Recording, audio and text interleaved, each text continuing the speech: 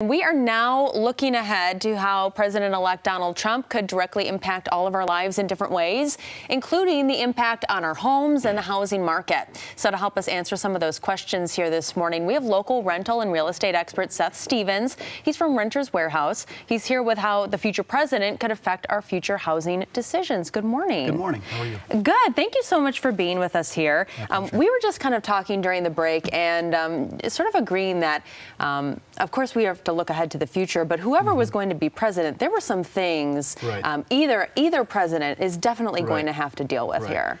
Donald Trump spoke about it in his the second debate, really spoke to the interest rates and the fact that they're so low. The federal government has to raise those at some time. Right, it's going to happen. But if it happens, that's going to slow the real estate market down. So it puts us in a kind of a tough spot. But really locally, what we have to look at is, can we grow the economy on a national scale? And then what happens, how does that drive the housing market? Our housing market has been so strong, although people are also complaining that the rental rates are so high right now.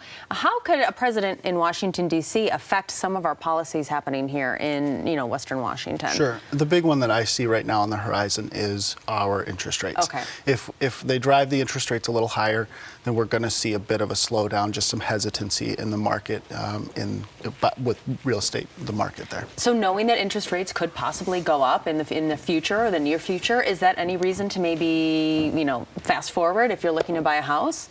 I don't necessarily think that it should really change anything. If you're buying a house, you should really be looking long term. So I don't know that it should necessarily change anything that you would do today.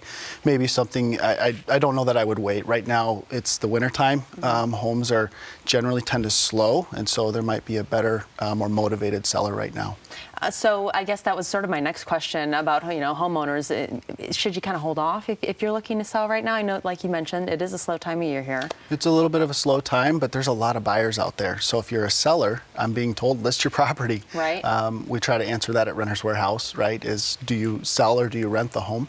But really, when you look at the overall market, the winter time slows down a bit, but we still have a lot of buyers in this market. It's still a very hot market. All right. Depending on what happens nationwide, I always feel like our housing market, it's still it's a little bit stronger right now than elsewhere in the country. How else what other things do we need to look for besides those interest rates right now? Well, really on a national scale, you look at that, but then it also goes international as well, right? How does the international market sort of view, particularly Seattle, because we do have a lot of foreign money here in our state coming in. So I think that international policy will affect us a little bit as well. All right. So what chances could that have to maybe slow some of the international money coming in? Because people have varied opinions on if that's good for our area right now. Sure.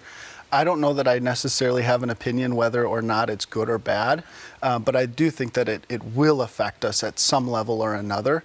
But time will tell. We don't know. That's the big thing. We don't know at this point. All right. Just looking ahead and trying to always be one step ahead of that, especially when it comes to the housing market. Seth Stephens, thank you so much for being with us this morning. Absolutely. Appreciate it.